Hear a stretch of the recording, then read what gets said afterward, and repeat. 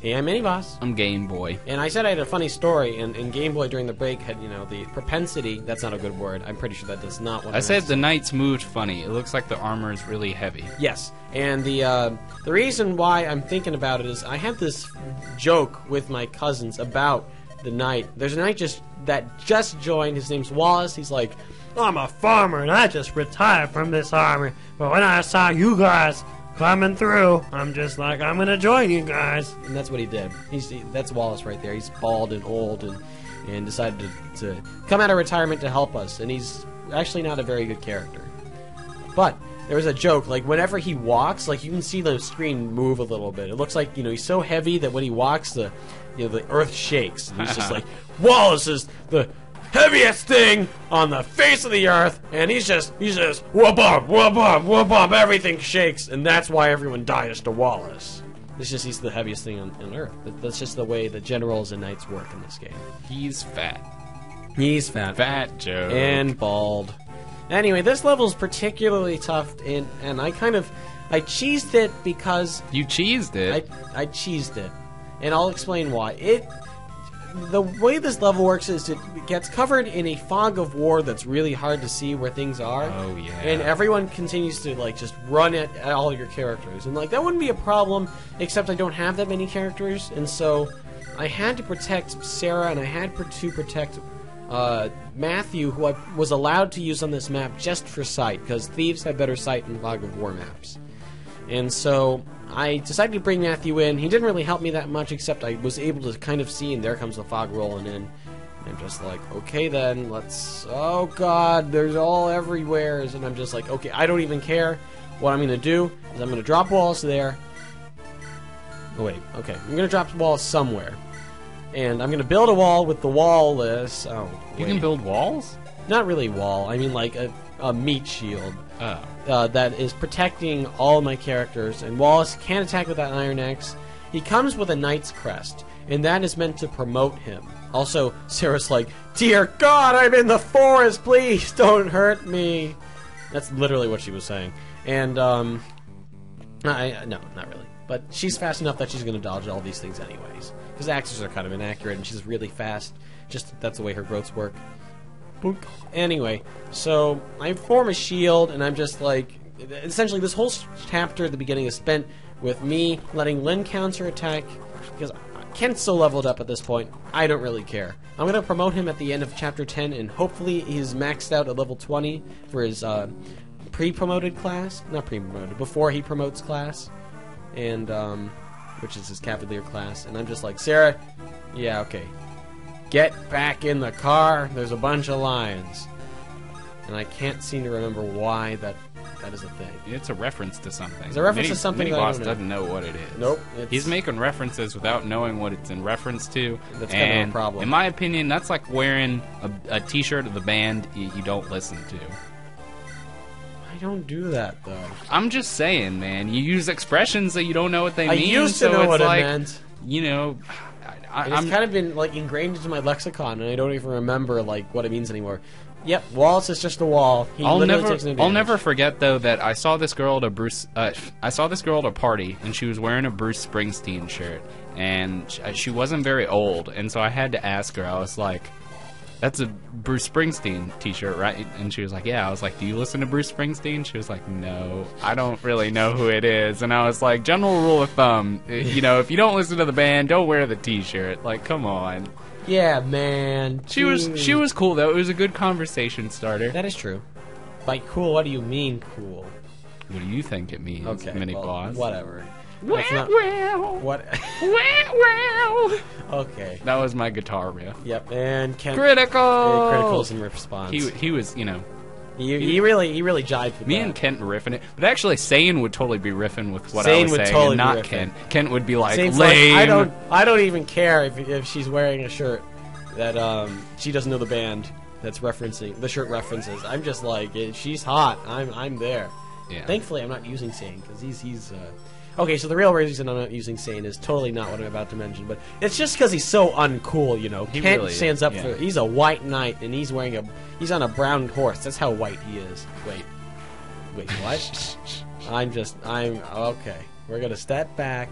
I'm gonna take a breather, and I'm gonna pretend like I never said that. And I turned off animations because it's pretty boring at this point. I'm just like, she takes damage, I heal her up. You could have taken animations off? Yep. I like seeing the animations, but like at this point, it's like it. No, man, I totally relate to that in Pokemon. I would always take the animations off to physically make the battles go faster, because I would oftentimes like power level my guys through the Elite Four, and I mean, you play that Elite Four like 5 times, and it's like if I just take the animation off, it'll take less time. Yeah, it'll take a lot less time. A little fun fact about Pokemon Red and Blue: whenever you get to your rival at the end of the game, the battle animation turns itself on automatically. Yeah, it's just like, it's you gotta weird. see this epic battle, dude! And if you don't remember to turn it back off, then you'll start the Elite Four again, and it's like, oh great, battle animation's on. So at this point, I was a little concerned that Lynn would die. Just a little, because like there's a bunch of enemies around, and specifically there's an archer, but I didn't think that 2 hits could take her out. It actually dodges that axe person, so it's not really a problem in the end. In fact, it turns out that the bow person goes for the unarmed Matthew there sitting in the corner. It's funny to watch him battle without the battle animation, because it's like there's German in his Facebook. Oh, I know what I was doing. I was talking to my friend. I'm gonna have to take that. You're not gonna know what I'm referencing when this video goes up, because I'm gonna take that out. I'm gonna have to write that. What? Down. It was Dude, Facebook. Don't take it out. That's funny. You have to leave German Facebook in there. Essentially, no, it wasn't German Facebook. It's just somebody who's in Germany and has German friends. Anyway, That's the reason why I was German. doing that, I was German. like talking to my friend who's I'm playing against in this, or like he drafted He's against German? me. No, I drafted against him. Okay. Is what it was, and I was telling him like, dude, I just died. Lynn just died, and he was like, lol, you suck, which is actually, I mean, there was a 1 in 10 chance of it happening, but it just was still kind of like this moment of shame, like, I died in Lynn mode. I died in Lynn mode! Yeah, that was not a good moment. I do remember dying on that one part, so I can relate. Well, I can understand your first time through not really understanding, but like, this is probably my, at least my, 5th time playing through Lynn, but it's probably like at least my 7th. Ermagerd, right? Oh my god, 5th paper. 5th paper! That's the Ermagerd girl. Ermagerd girl. Well, I was if she were wearing a t-shirt for a band, she didn't know about what do you imagine she sounds like? You know, the Ermagerd! With the eyes like, oh my god, the braces girl. That's what I imagine she sounds like. It's funny. I try to imagine it. Oh my god, Kirkus. But I was doing that voice the other day, and my roommates were like, "Is that Lumpy Space Princess?" I was like, "No, there's a distinct difference between Lumpy Space Princess and oh my god, girl." Wait, what's Lumpy Space? Lumpy Space Princess? You don't know who that is? I mean, it sounds really familiar. It's from Adventure Time. Yes, it does. She's the big purple cloud-looking thing, and she talks like "Oh my god, girl," but a little bit differently. I see. Yep.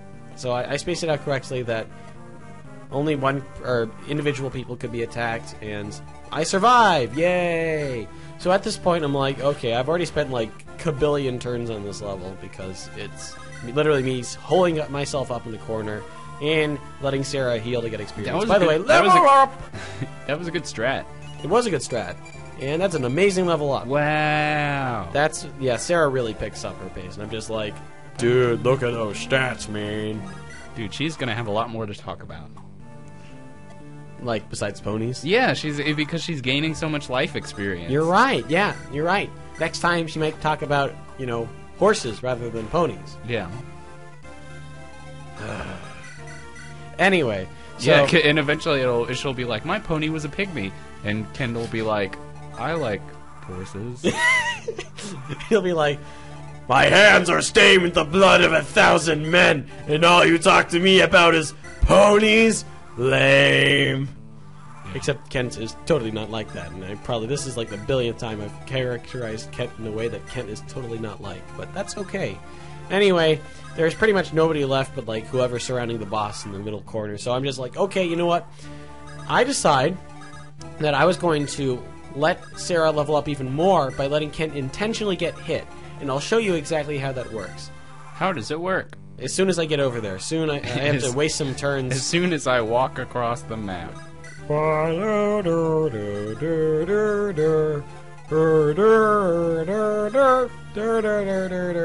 why do you think that they can make Oh it... God! It's fine though. Anyway, why do you think what? Why do you think they make it so that thieves can see further in the fog? Because they're totally like cool, man, and they like I have no idea. They're more of like a utility unit because they can steal stuff. And they can open chests and open doors, and then they're like, okay, so we want a unit to look into the fog and see things. And they're like, well, that would make a thief actually useful. So that's what they did. I mean, thieves are useful, but their caps on their stats are really low, so like they can only get up to 20 strength. This guy's Eekler. Dude, I did not like it. Look at his face. He's like, yeah, he's ugly. And Kent's like a so weird beautiful. smirk. Yeah. Kent is rather dashing. Rather dashing. And so it's like rapid dashing. Yeah, that's what rapid dashing. That's what it sounded like you said. Yeah, indeed. And I'm stupid enough to put Sarah in range of that guy again, but whatever. So what happens is this guy has 2 ranged weapons. So I could put Kent here, and I would just end the turn a bunch of times, and Eagler will take pot shots at Kent, in which Kent cannot attack back. So what happens is if he gets hit, well, Sarah can heal him up. So this is essentially what happens. Kent, is that you? General Engler, we found Lind... And I'm just like, I don't even care. Essentially, all I wanted to show is that there is, like, some backstory to certain bosses if you talk to them with the right people. But only a few of them. Eagler is the commander of, like, the Knights in Caelin, which is where Lynn is from. And her uncle or something is trying to take over the throne. So anyway, I skipped over all that parts where I let Kent intentionally get hit by Eagler, so Sarah could, heal him up. And essentially, I spent like 40 turns getting hit by Kent and by Eagler. Wow. Yeah, exactly. Sarah got leveled up a lot in that space. Like you can see. Well, actually, she got. Does she have white magic yet? No, well, that's when she promotes. That'll be many chapters. Chapter 18. But yeah. So I intentionally did that for a bunch of turns. Sarah got a bunch of levels, so now she's ahead. And Kent's about to kill his former master because Eagler's totally a hard ass. So does Eagler heal because he's on the fortified space, so like the throne or the entrance to the castle, you'll heal up. Like you see, above Kent's head in this battle scene, you'll see that fortress thing. I know. Yeah, I'm just saying. You explained it too well. I am angered by your well-explanated response. Well-explanated. You're right. That's a new word, man. That's a new word. And so, with Eagler dead, and Kent just being boss, and me spending 40 turns in such a way that I will never, ever be better than anyone else in turn count, but I don't really care because I'm, quote, not gonna die, which, by the way, has already happened, and, I decide to finally end this chapter, and with that, did you hear me, guys? I'm Game Boy. And finally, I think we're on to the last chapter of the... See you guys later.